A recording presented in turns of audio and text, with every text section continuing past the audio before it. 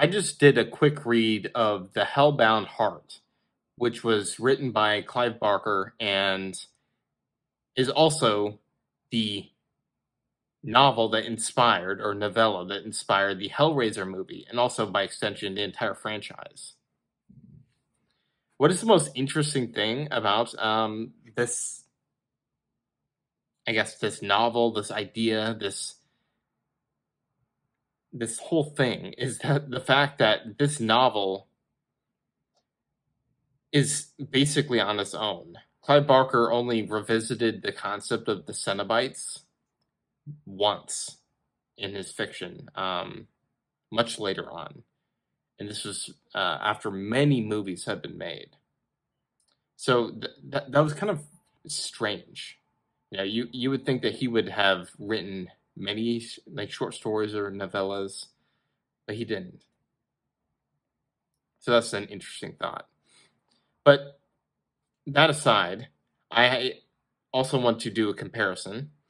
In this case, for some reason, I watched the movie first.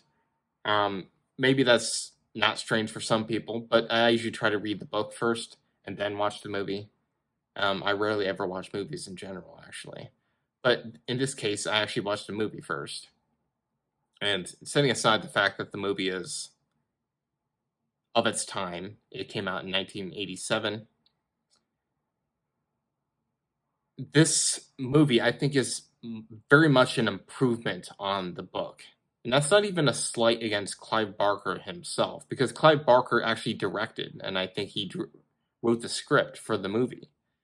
And we can start on the superficial level, and that is talking about the dialogue. So the dialogue of the movie, it has some of the most iconic lines, right? We have such sights to show you, and explorers of the further regions of experience. Those lines, right? And the delivery, all of it, right? None of that is in the books, right? In fact, in general, I thought the metaphysics of the Cenobites wasn't very well explained in the books, right? This idea that they have transcended the experiences of pain and pleasure to such an extent that they've conflated the two, that they can't discern a difference, that they're explorers of experience at its extremes. Like the movie's pretty clear about that, but the book, I didn't really get that sense. Right? In the book, it was very vague. Now, that said, the book also does have some benefits. So one thing that I thought the movie was lacking in was the character, especially I guess you could say the main character, which is Julie, the woman who is infatuated with Frank. Yeah, I thought the movie didn't do a very good job establishing her, say, dissatisfaction with her current husband, right? Obviously, it did establish the fact that she had like an affair with Frank, and they got hot and steamy in the past. But beyond that, you know, why would she go to the extent that she did? I thought the book was at least somewhat better at establishing it.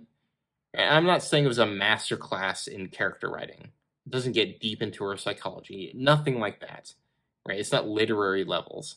But I thought it was a little bit better. And this makes sense because it's a book. But yeah, I guess that's two points. Is that I thought that the book was somewhat better at establishing the motivations of the main character. Well, in this case, Julie, and then or is it Julia? Who cares? And then the movie was much better at expanding on the metaphysics of the Cenobites themselves, and then of course there's the dialogue.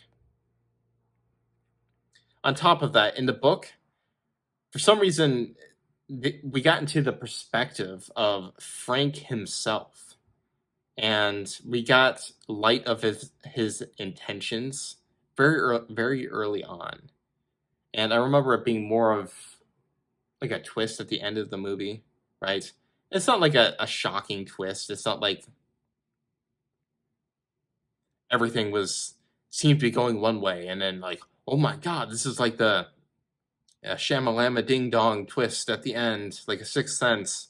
Like, holy shit, I never saw that coming. No, nothing on that level. But the book was more, I guess, heavy-handed and like, oh yeah, like this guy, he's only out for himself. Then I thought they could just cut that. Like, get rid of Frank's perspective. We don't need to see inside his head. Just stick to the core cast: Kirsty, Julia, and just those two, in fact. And I can't remember if you've ever gotten to Rory's head, the husband's head. Another thing that I think is worth mentioning, and this is also mentioned by Jason Furman in his review, which I will repeat here, is that there were very odd perspective shifts in the text itself, right? You understand, like if you've read like A Song of Ice and Fire, like there's like a perspective shift from chapter to chapter, right? And he even like titles the chapter like Catelyn, and then the next chapter is Eddard, then the next chapter is Arya, etc. Right? So it's very clear what the perspective is. And even if it's not that clear, even if the chapter itself isn't labeled it, you know, people are usually like distinct enough. And some authors are a bit messier about it. You know, I know King, especially in his earlier works, was very messy about it. He was like a third-person omniscient, right? And I think when you're writing third-person omniscient, you need to be careful with how you do this. And I did not like it in those early King works, and I did not like it here, because it was literally like mid-scene, we get like perspective shifts, where like the scene would start in one perspective, and then it would shift to a different perspective by the end. And there's no like clear reason why. And the reason I emphasize clear reason why is because I just recently read the novella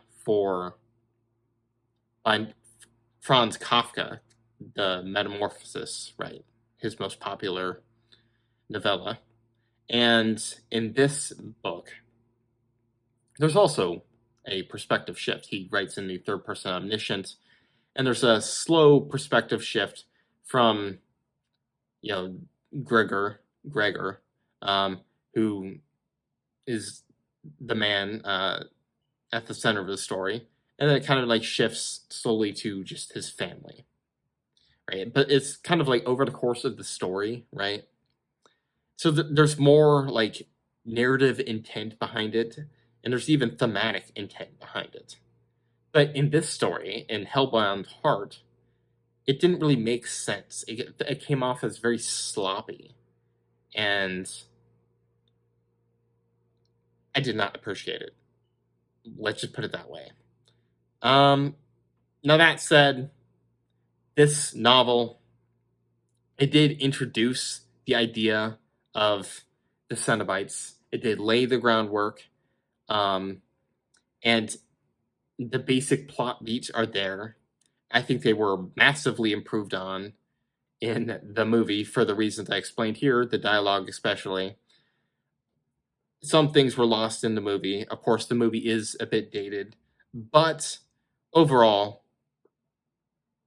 the book is decent. What it sets out to do. So I think I would give it a 7 out of 10.